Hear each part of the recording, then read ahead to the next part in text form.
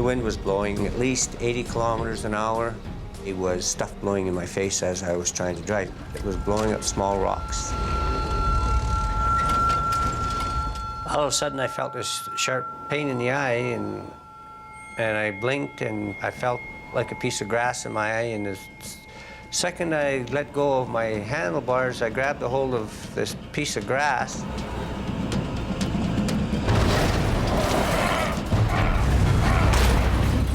And the bike started going up and over. I was on the way down, and I could feel the bike was following me over. It's just that there was nothing I could do.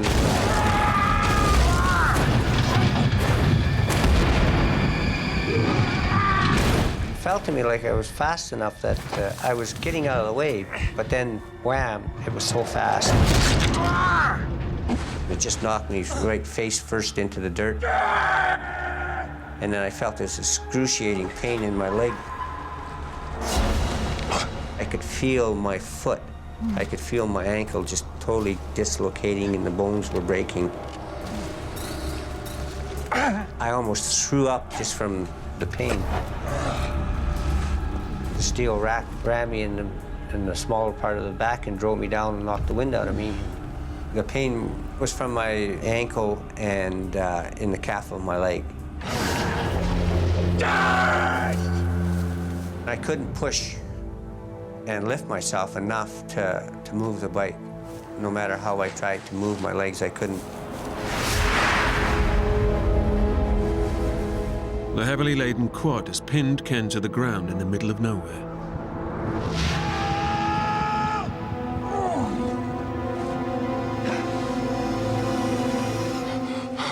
As a paramedic with the local rescue unit, Ken's first instinct is to try to assess the severity of his injuries. I took my pulse. My pulse was at 160. It was bounding. I could feel, so my blood pressure must have been up high because I could really feel my pulse. My skin was pale. If I pinched it, it was slow to come back to normal. It took 5 seconds for my color to go back in my finger, so I knew that I was in shock.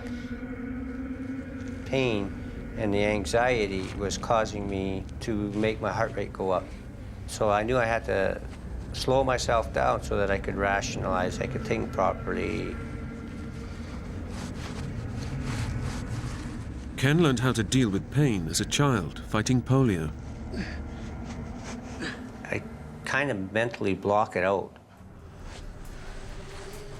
It's amazing how much pain I can actually block out. Ken cannot reach his legs, which took the full impact of the crash. And he can only imagine the kind of damage that's been done. My first assumption was that, yes, I dislocated my ankle for sure, possibly crushed it. I thought that maybe I had done a lot of damage to my right knee because it hurt like hell. My polio leg is not very big. I can actually put my hand around it like this. When it smashed down into that ground, I thought for sure that knee was done. The weight of Ken's quad bike and survival gear exerts enormous pressure on his injured legs, causing excruciating pain.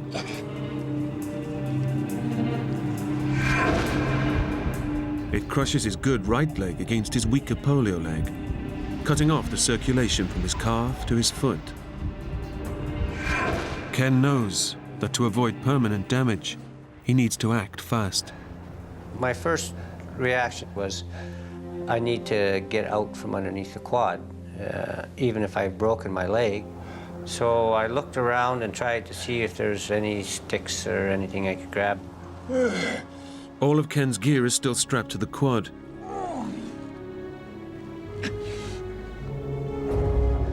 Only his axe has fallen clear during the crash.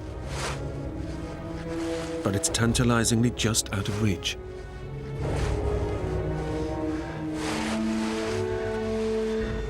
Ken's survival instinct kicks in. I always carry this fire starter around my neck and a compass on a string.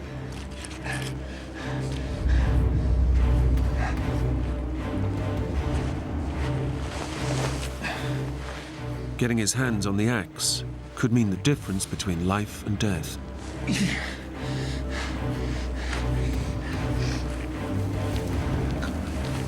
To Ken, the axe is his only means of escape.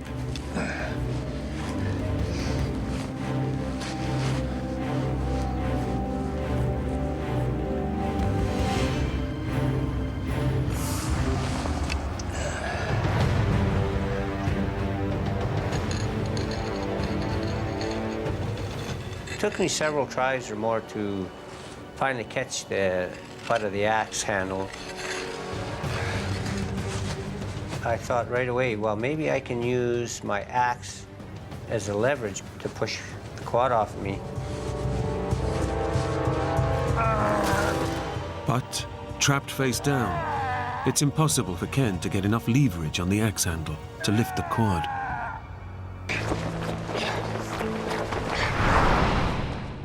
Now the weather, which has been deteriorating all day, takes a dramatic turn for the worse.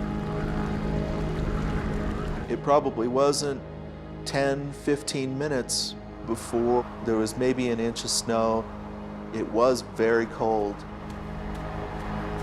And then we hit another big chokestone. I remember looking down over the back of it and looking at that pool and thinking, oh, great, water again. You think this canyon has something against us, do you? Yeah, I think it might just. It was a very tricky down climb, even though it wasn't far. There were very few handholds and very few places to stand on the way down. And footing was a little slippery because of the snow.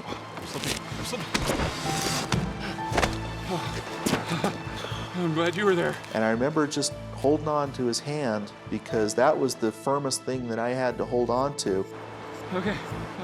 I remember feeling a shift in his movement and believing he was going to jump to the floor because it really wasn't that far.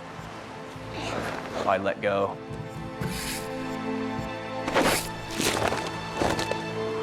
And the next thing I know, I'm basically falling.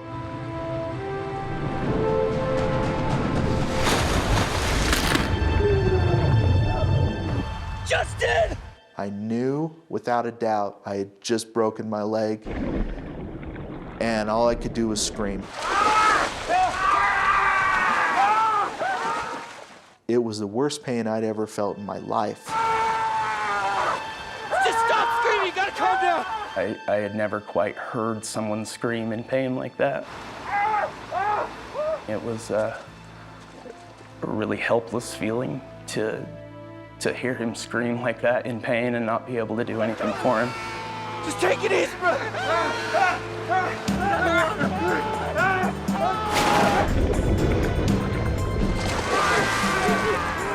Get up and help me! Take it out of the water!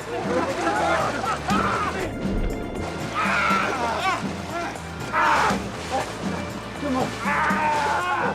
And I could really feel how bad he was hurt. It was very obvious that that there were things in places where they shouldn't be. It's really bad, Justin. Justin's shin bone is shattered in 6 places. Internal bleeding is already restricting blood flow to other parts of his body. They don't know it, but this injury could kill him.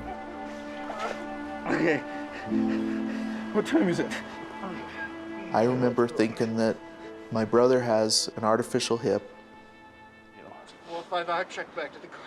When I looked in Jeremy's eyes, I could tell just how scared he was.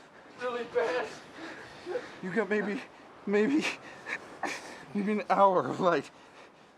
I was gonna leave him there and hike out, which is really hard to do for the fact that, one, it's my brother that I know and love very much, and 2, that real soon I'm gonna be by myself.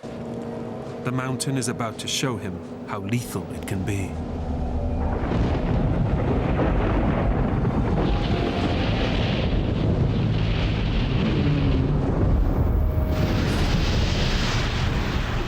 This time it's on him in an instant.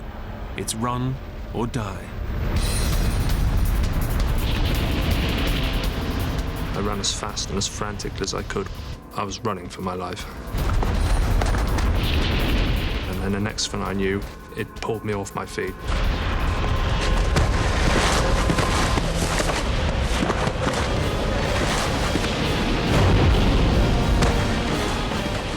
I was utterly terrified. It swallows you and engulfs you. You can feel all your bones and organs inside, everything's rattling.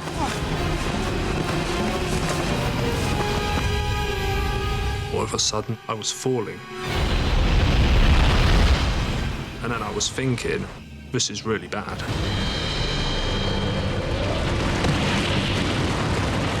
I landed on my ass and I heard a massive crack.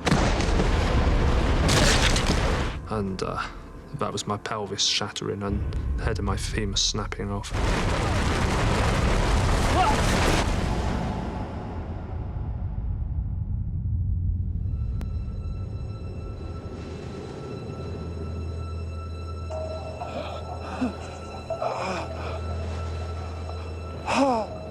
I must have lost consciousness. I lay there, not knowing what was happening, or where I was. I couldn't really feel anything. It was dark.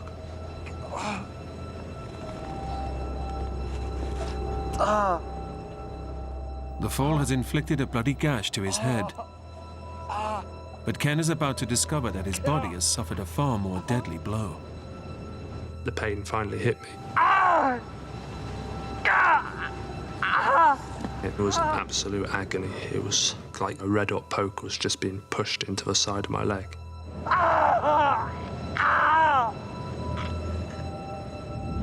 The impact has broken his femur and smashed his hip joint through his pelvis, shattering it to pieces. Bone fragments have severed blood vessels around the pelvis, causing internal bleeding and making his core body temperature plummet. In this extreme environment, his injuries could prove fatal. Ken knows it's bad, but is unaware of the full extent of the damage.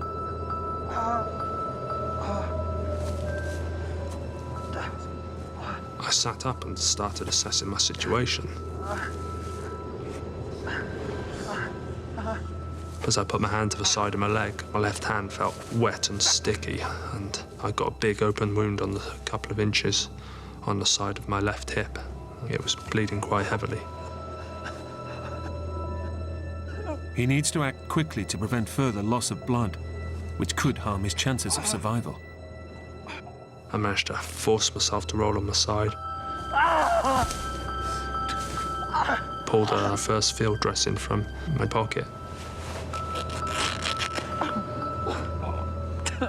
And that seemed to stem a flow of blood. And after I dressed it, I pulled my trousers back up and I decided not to look at it again.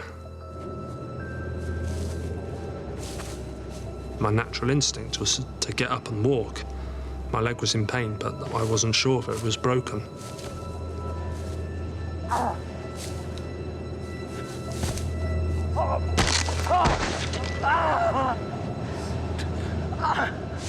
I felt a jolt of agonizing pain shoot up my leg, and it became apparent that there was no way in hell I could walk. My leg was gone. It was a pretty desperate situation. 30 meters away, Sam Kavanagh struggles to free himself from the imprisoning snow and helps save his best friend.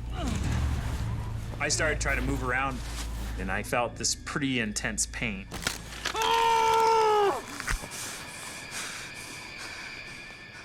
And that's when I finally looked down.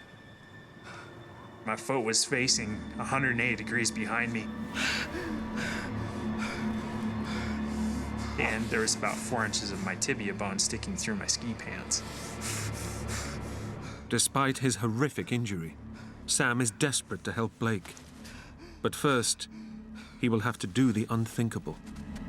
And so I really just tried to prepare myself. I grabbed it, I spun it 180 degrees.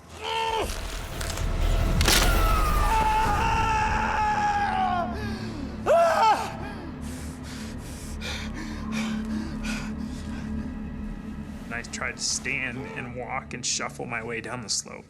Defiant Lake. Hearing the screams, EMT Chris realizes Sam is also in trouble. I looked up and saw that he was in a very tenuous situation. Sam, how you doing there, buddy? You okay? My leg's busted. I think it's really bad. Come on!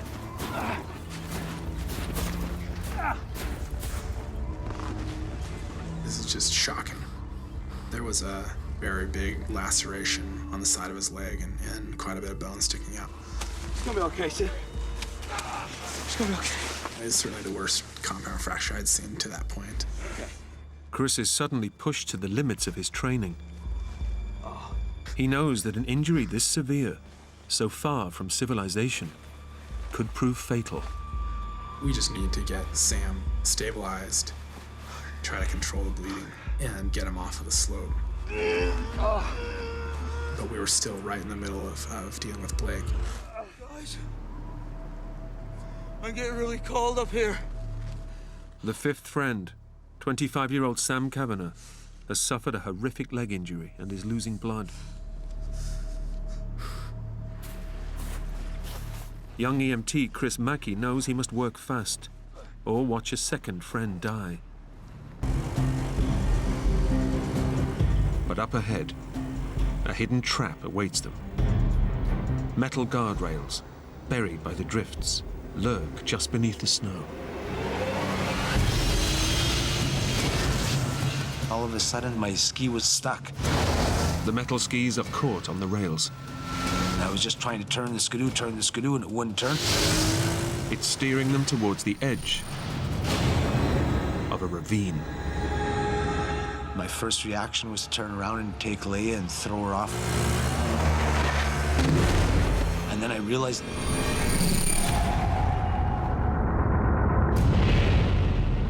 Oh my God. That's when I realized that this is gonna really hurt.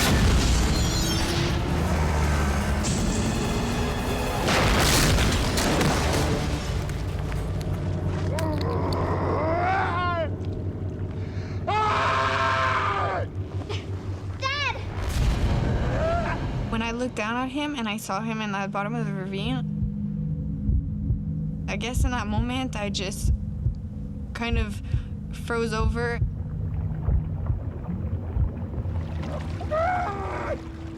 David's snowmobile has crashed into a freezing cold stream, crushing his leg and pinning it beneath the water.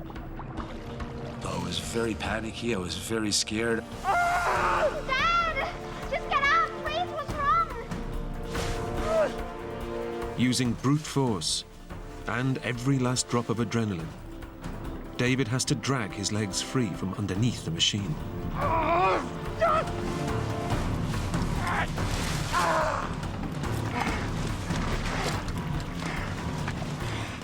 But when he tries to stand, When he got up, I figured everything was fine, like we were going to walk out of it, until he fell. I realized that there was something very severely wrong with my knee. when David crash-landed in the bottom of the ravine, it wasn't just the ice that shattered.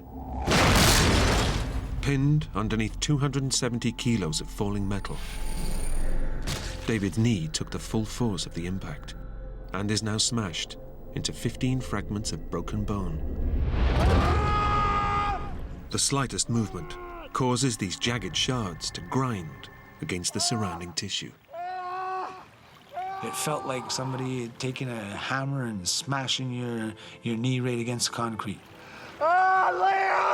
Throbbing pain that I'd never experienced before in all my life. Dad!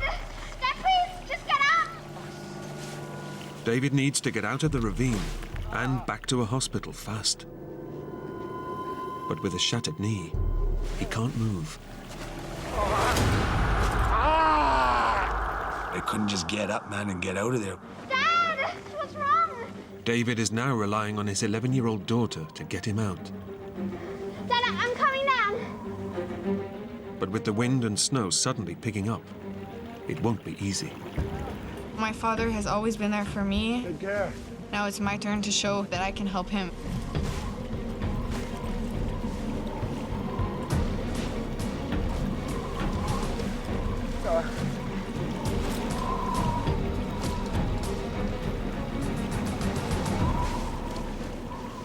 Leia's made it, but there's no time to rest. Their best chance of rescue is being spotted by another snowmobile. Unless they can get back up to the trail, nobody will see them. We were so far down that if a snowmobile drove by, they wouldn't see us, so we had to get up there. Okay, slow, no, slow. I tried to pull him, but he's a man. I'm an 11-year-old child, so it was kind of impossible to do. Okay, again, one more time. I'm like paralyzed now in a way, you know what I mean? The minute you make any movement, it's a throbbing pain.